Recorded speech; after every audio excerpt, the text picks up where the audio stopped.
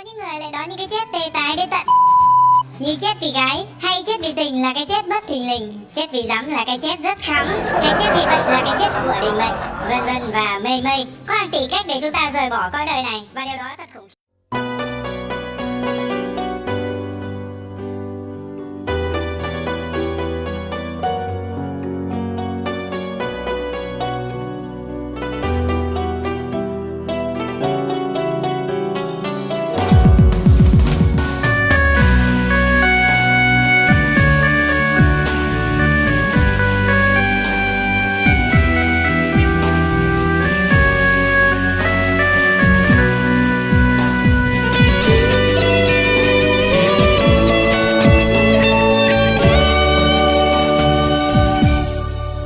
Tình cờ gặp em khi anh đang đi trên con đường khuya phố vắng, nước mắt em rơi lê tê bước chân, anh không biết cớ sao, chỉ biết con tim anh bỗng dưng, nó muốn xen vào, muốn bước đến bên em hỏi xem tại sao. Thật là ngạc nhiên như đang trong phim, anh như người điên, chẳng biết em đang quay phim đóng vai một cô bé đến đâu, để trái tim anh đây xuyên sao, đêm xuống cồn cao, nhớ ánh mắt lấp lánh nước mắt rơi xuống, để rồi anh chót yêu.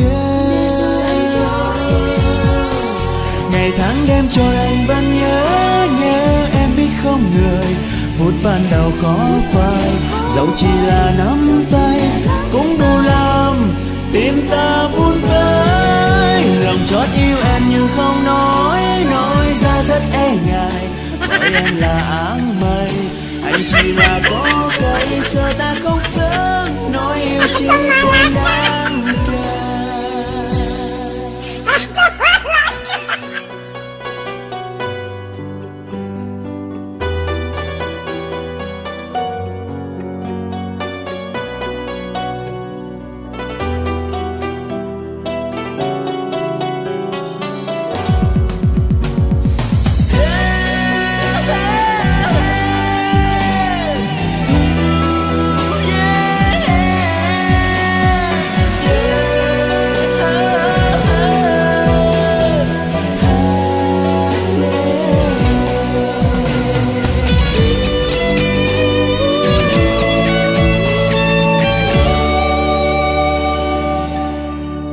Tình cờ gặp em khi anh đang đi trên con đường khuya phố vắng, nước mắt em rơi lê thê bước chân, anh không biết cớ sao, chỉ biết con tim anh bỗng dưng, nó muốn xen vào, muốn bước đến bên em hỏi xem tại sao.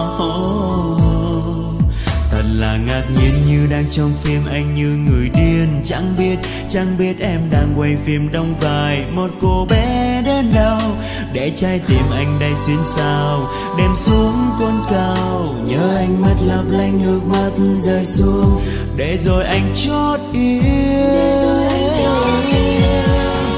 Ngày tháng đêm trôi anh vẫn nhớ em biết không người, phút ban đầu khó phai, dẫu chỉ là nắm tay cũng đủ làm tim ta vun vơi. Lòng chót yêu em nhưng không nói ra rất e ngại, bởi em là áng mây, anh chỉ là có cây sợ ta không sớm nói yêu chỉ thêm đáng cay.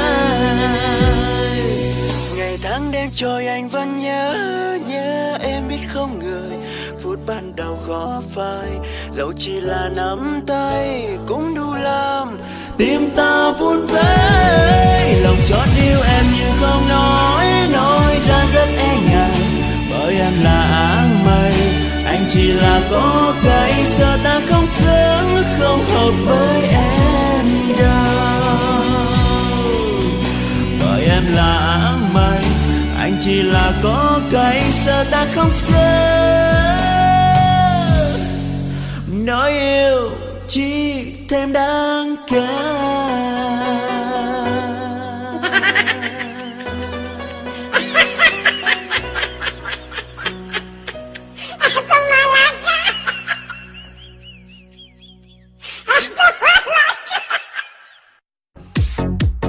Anh em mình là người Hà Nội là chơi rất rất trôi, chơi rất trôi để nhớ nguồn cội. Thỉnh thoảng mưa nên là đường lầy lội, lên là lên là lên là lên. Hà Nội không vội đường đâu.